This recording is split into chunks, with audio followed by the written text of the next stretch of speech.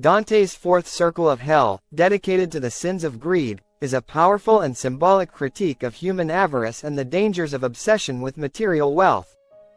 In Inferno, Dante reserves this circle for two groups, the hoarders and the squandered. These two types of sinners are locked in an eternal struggle, pushing massive weights in opposite directions, crashing into one another, and turning back, only to repeat the cycle. The image is striking: souls consumed by wealth, forever condemned to a futile, meaningless task, their lives defined by imbalance in their relationship with material goods. In Dante's time, the early 14th century, Europe was a world shaped by both feudalism and a rising merchant class. Wealth was concentrated in the hands of a few, either the noble elite or the burgeoning bourgeoisie. The Catholic Church, at the height of its power, condemned excessive materialism, advocating for humility and charity. Dante's placement of the greedy in hell reflects this moral position. Wealth, when hoarded or wasted, corrupts the soul and distracts from spiritual fulfillment. This moral concern with wealth echoes throughout history. Saint Thomas Aquinas, one of the leading theologians of the Middle Ages, wrote extensively on the virtues of moderation and condemned avarice as a sin against both God and neighbor. His philosophy held that wealth, if not managed with justice and charity, leads individuals away from the virtues necessary for salvation. In Dante's hell, this view manifests as a literal burden, a weight of wealth crushing the soul into an endless, exhausting struggle.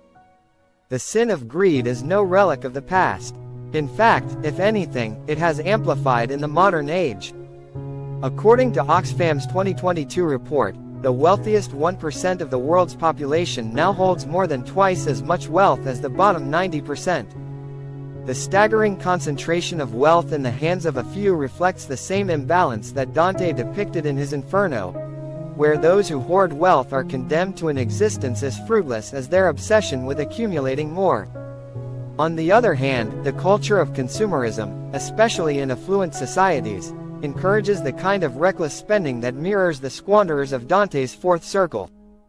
A 2020 study from the Journal of Consumer Research found that impulsive spending habits have risen dramatically with the advent of online shopping, with consumers spending billions on unnecessary items each year.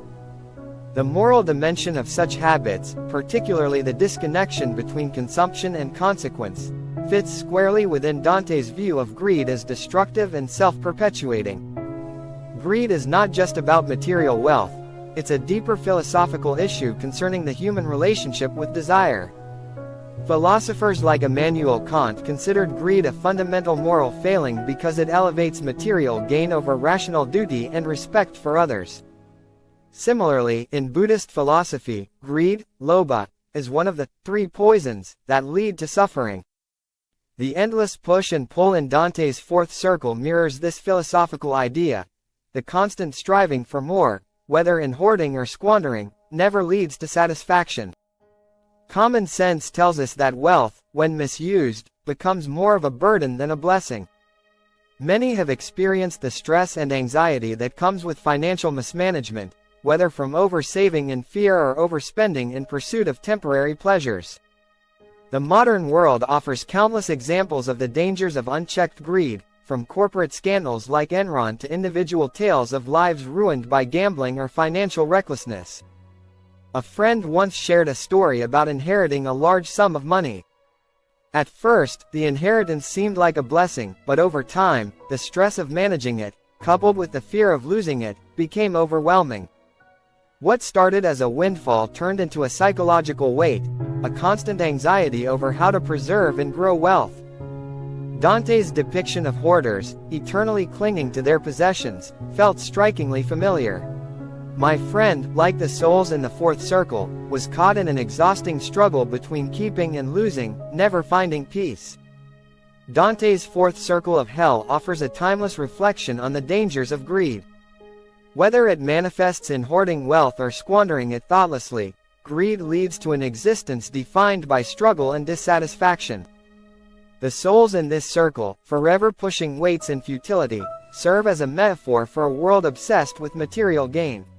In today's age of extreme wealth inequality and rampant consumerism, Dante's vision of greed remains more relevant than ever. A sobering reminder that true fulfillment cannot be found in the relentless pursuit of wealth.